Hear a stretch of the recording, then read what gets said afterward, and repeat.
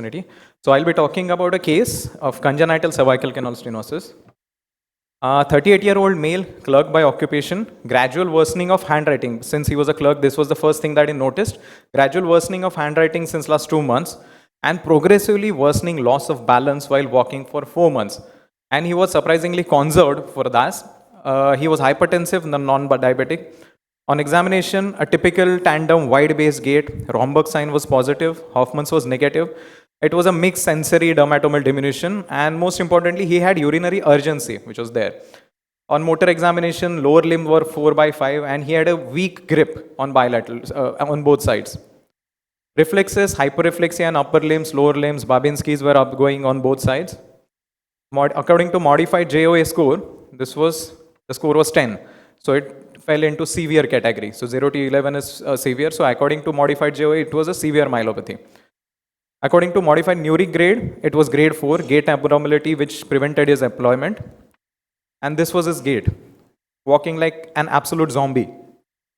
So he was conserved for this gait for around 4 weeks. So obviously I got the MRI done and this is the case. So it was a C4-5 disc protrusion with cord compression and cord edema. You can see it's a very small disc, it's not a big disc. In a previous presentation, Dr. NINETEENTH showed a case with a huge disc, but still the patient did well.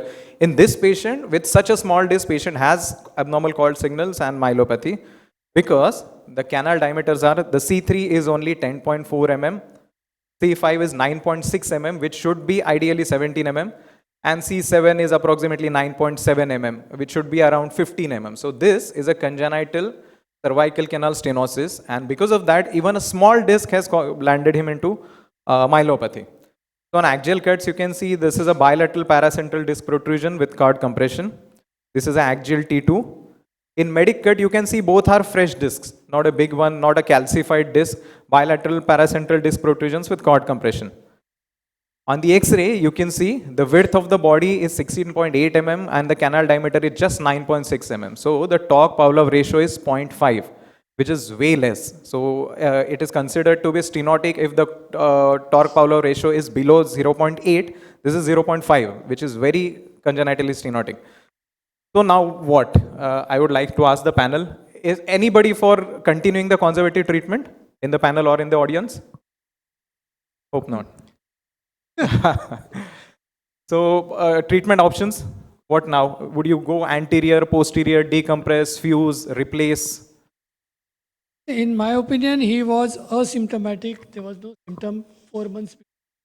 Yeah, so 2 months ago. 2 months. Yeah. Okay. Before that, he was absolutely asymptomatic. Yeah. No complaints. Right. Taking this into consideration, I will just go anteriorly and do simple discectomy. Okay. SCDF. So, and the below cross-sectional area, I think you're not shown, but I think that's okay, right? Which, Because no. 5, yeah, 6, 6, 7, there is no stenosis. The axial cuts, there is no stenosis. It's a single level stenosis. Yeah, thank you for pointing that out, but there is nothing else there. So I think it's a bang in the center, soft disc, which is severely compressing the cord. I think it's better to go anterior and do the job. Okay. So I would also go anterior. Only thing I would do a disc replacement. Young patient, preserve the mobility and adjacent segment degenerations in already stenotic, congenital stenotic canal. So we can do fusion also. Give them the option. My preference would be a disc replacement. Okay. So that was my next question. If you all go anterior, who would fuse and who would replace? So your choice. Would you replace this? I'll prefer to go for ACDF. ACDF. Yeah. So fusion. Fusion, yes. Okay. So anybody for posterior laminoplasty or something like this? Okay. So this is what we did, a thorough decompression of cord anteriorly. And this is the post-op X-ray. I actually did anterior C4-5 ACDF. So this was at 2 months post-operative. And at the end of 6 months, for academic purposes, I got the MRI done. So it was a complete canal clearance, no residual myelomalacia in the post-op MRI at 6 months. You can see in the axial cuts also, complete canal clearance and no residual myelomalacia. So we tackled this anteriorly. And this was at 6 months. So modified JOA score at the end of 6 months, it was 17. So it was, the patient was as good as normal. He had some sensory loss in his thumb and ring finger, and that's all.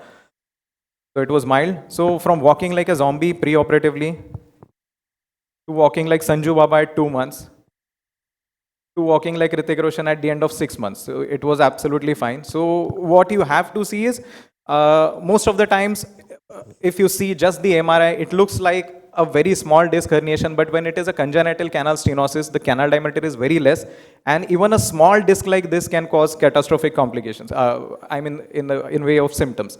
So thank you very much.